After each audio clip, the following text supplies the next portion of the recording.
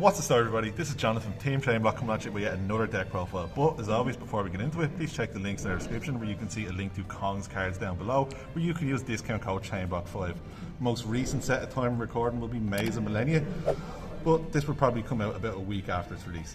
So yeah, we are finally getting a deck profile that we have been waiting at ChainBlock to get for literally about a year and a half. So we're with Sean, the other Sean, that's right. We've been waiting so long you didn't know there was two.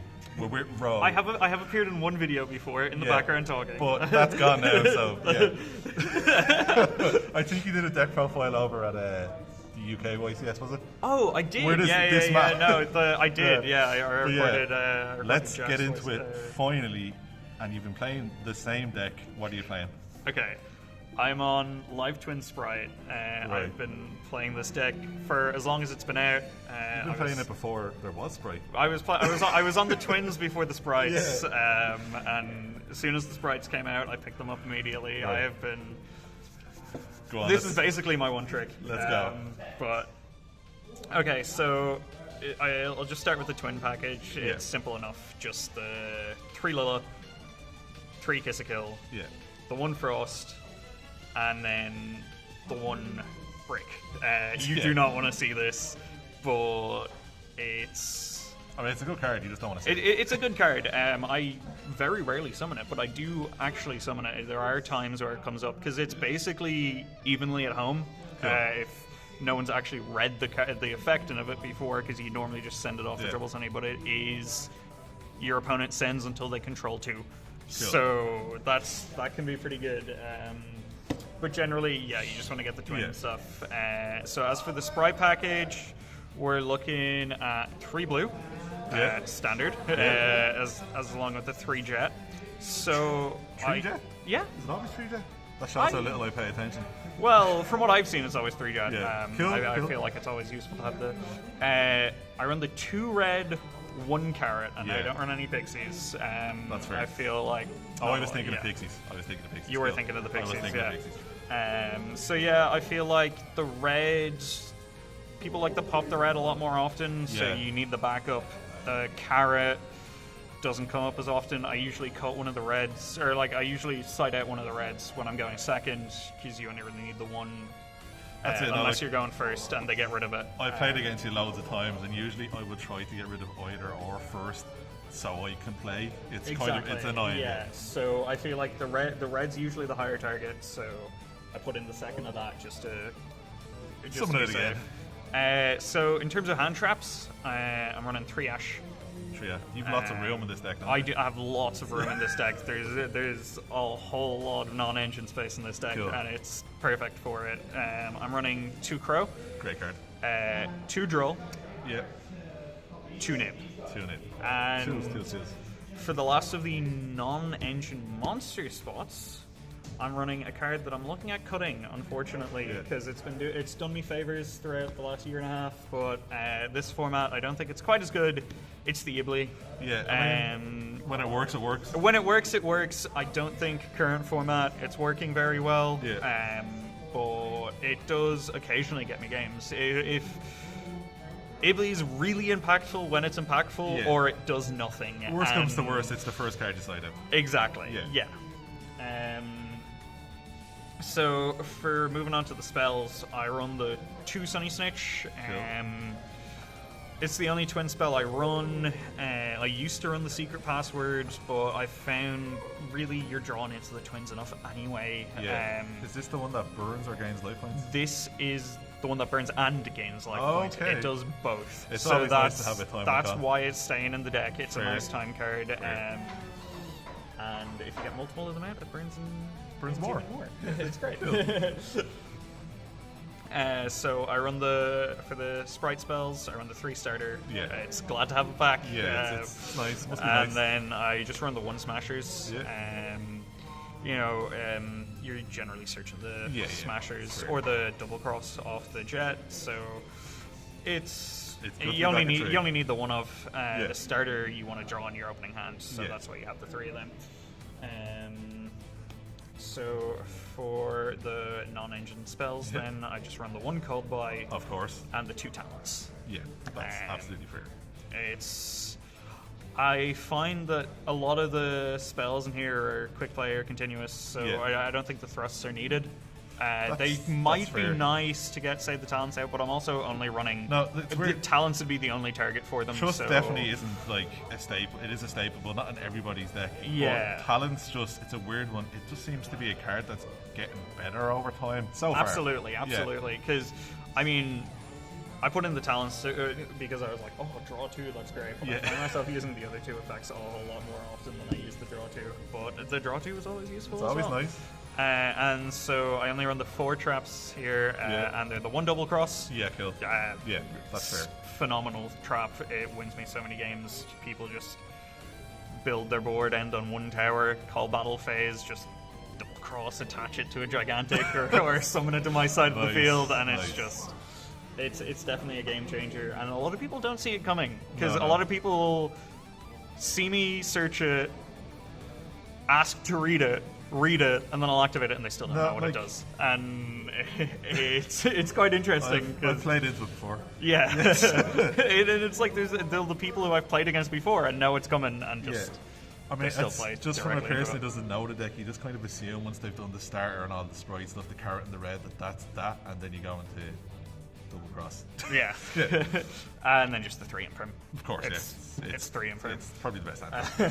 That's it for the 40 card main. So for the side, so for the Evil Twins, I'm running the 2 Lilla. Oh, the extra deck. The extra. Did I say the side? It's going to go on. Yeah, the extra. The 2 Lilla. Yeah. The 2 Kissikill. Yeah. The 2 Triple Sunny. It's pretty standard. Yeah. I sometimes wish I could see more of the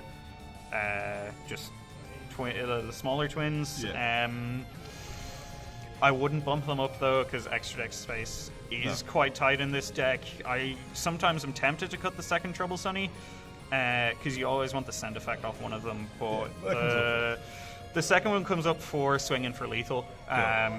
This deck doesn't have a lot of high attack monsters, so the 33 off one of the Trouble Sunnies is great, but you always want to get the send effect off one of them, so having the second lets you have something to battle with. That's what I mean. When people looked at the live twins, they just assumed that they were all really small and they couldn't put out much, but it's just like everything in this format at the moment, they are very grindy. Yes, absolutely. So I just run the 1 sprint. No L for you. No L for me.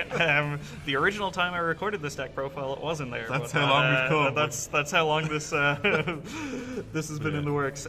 Sprint, I actually don't go into very often. Yeah. I'm usually just making it to make my gigantic bigger. Yeah. Not a lot in this deck is like there's no real targets that want to go to grave. The only exception would be if, say, one of your twins gets negated and you want to bring out the other one, you sprint, send one of them to grave, and it can help with, if you've been hand trapped, it'll save a dead hand.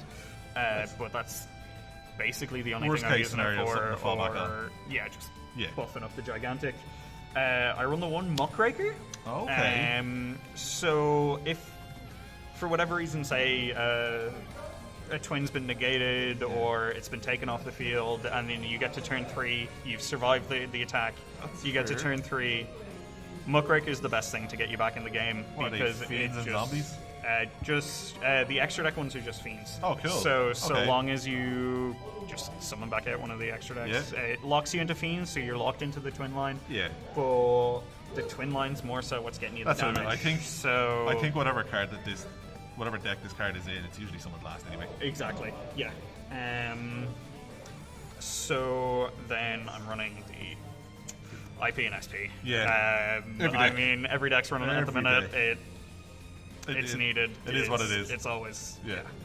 Link 2s as well, which is nice for you. Link 2s, exactly. Yeah. So I can make perfect use of them. So moving away from the links into the Xyzes, 2 gigantic. Yeah. Amazing card. Yeah. It's, probably the main combo piece. Like, even if I only see twins, a lot of the time I'm still going into gigantic anyway, as opposed to exclusively running a twin line, just to see some sprites, because gigantic is just so powerful for accessing your deck. Yeah. And I know we've joked about this being coming a while, but I will never forget how mad people were when they found out that this deck was nib proof. Yes, yes, that is one of the best things about Gigantic. Is I still remember the Nib. nib-proofness of I still remember Nib disappearing from the format. And then I'm running the one Mosquito. I hate Mosquito. Now, this is a deck. This is a card that only makes use of the side deck, really. Yeah. I'm not going into this if I'm not going into my side most of the time. Yeah. Because I can kaiju over something, and kaiju into Mosquito is crazy. It's one of them blowout cards that if you're not expecting it, you're gonna have a bad time. And a lot of people aren't expecting it, and that's one of the great things about it. And then the last two slots, Zeus and Typhon. Yeah. Yeah, I have Xyzes to battle with, so Zeus, and then if everything else gets completely ruined for me, Typhon. I think Typhon is an extra deck staple at the moment, and like if you have one extra Z's, you just want Zeus. Yeah, exactly. So now the side deck. Now the side deck. We get there. This is where the spice of this deck is. Yeah. I feel like everything else has been pretty standard so far for Twin Spright builds. So, 3 Godarla. Nice. For the Mosquito. Yeah. Mostly. I mean, also, it obviously helps. It's just a kaiju, which is nice. It's just a kaiju, which helps, but then the benefit. I specifically use the Godarla because it's the one that Mosquito can make the most use out of, really, because of the high attack stat. So this is the spice card here. I'm running the one wannabe. So yeah. I doubt most of you know what this card does. Yeah. It is a level 2. Eldritch players will remember reading this and thinking it was broken at one stage. But go on. Excavate top 5, set a spell or trap, and then destroy it in the end phase of the next turn. Cool. So it essentially lets you get out of Floodgate for your opponent's turn, and then it'll leave the field for your turn, which is kind of crazy. There's not too many Floodgates floating around, but just there aren't. But digging 5 digging to get 5 to get one is pretty good. Yeah. So moving right into the traps then, which is the main part of my side that I'm running evenly, not really part of the combo. It's a going second rather than going first card, it's evenly. but it's evenly. So we'd be looking for the anti-spell. Yes. This hurts a lot of decks right now. Really good card. So this is what we're digging for. This is what we're digging for. Cool. Leave it all on the board. There's 2 D barriers. Nice. I'm actually thinking of cutting the D barriers. I mean, yes and no. Replacing them with Grave the Super Ancient Organism, which I'm going to be testing out for the regionals that are coming up. This video might be coming up after the regionals. I mean, we'll see. Hopefully we're redoing this with a top. So hopefully, you know, I might. This video might be scrapped, and we might redo this. That's absolutely fair. That card turns off so many top decks. Exactly. And I was running the Tikaboos before. They're gone now, obviously. I might bring it back to 1 in the side. I missed it. I missed the Tikaboo, and I'm looking at it at 1. Well, you're the only one, so. Yeah. I'm missing it for me specifically because I can get rid of it. And then the last 3 cards on the side are 2 droplets. Fair. Great card. Honestly, doesn't see much use. Yeah. It's a good card. I side into it every time I'm going second, but I very rarely actually use it, even if I see it. Yeah. So Droplet and Kaiju going second isn't bad. Yeah, it's not. Yeah. But it's if I was to cut something from the side, this would probably be the first thing to go. Cool. Fair. Because I don't get a lot of use to it. And the last thing on the side is just the 1 Gamma Burst. Oh, that's for absolutely if fair. I want to push to lethal. Yeah. It's just a nice little. Nice little card. I think that's a good shout. Most people just don't even side it, but just make them bigger. Yeah. So that's it. That's the deck profile we've been waiting for a year and a half. Live Twin Spright. So yeah, please like, comment, subscribe. Stay tuned, hopefully, for more deck profiles, and see you.